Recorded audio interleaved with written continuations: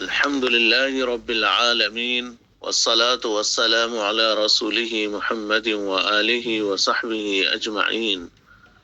أما بعد، قال الله سبحانه وتعالى في كتابه المجيد: أعوذ بالله من الشيطان الرجيم. بسم الله الرحمن الرحيم. شهر رمضان الذي أنزل فيه القرآن هدى للناس وبينات من الهدى والفرقان. All praise is due to Allah, the Lord of the worlds, and peace and blessings be upon our beloved Prophet Muhammad sallallahu alaihi wasallam, his family, his companions, and all those who follow them until the day of judgment. Respected brothers and sisters, the month of Ramadan is the one in which the Holy Quran was revealed as guidance for mankind and clear proofs of guidance and criterion. Surah Al-Baqarah.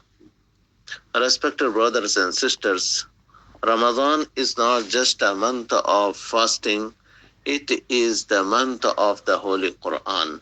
Allah subhanahu wa ta'ala honored this blessed month by revealing His final divine message, which serves as guidance, mercy, and light for all humanity.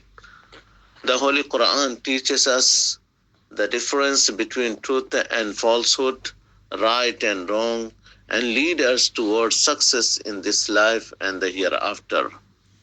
Respected brothers and sisters in Islam, the Prophet Muhammad sallallahu alaihi wasallam had a special connection with the Holy Quran during Ramadan.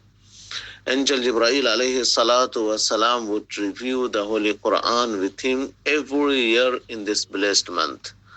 This shows us that Ramadan is the best time to strengthen our relationship with the Holy Quran, with the book of Allah subhanahu wa ta'ala.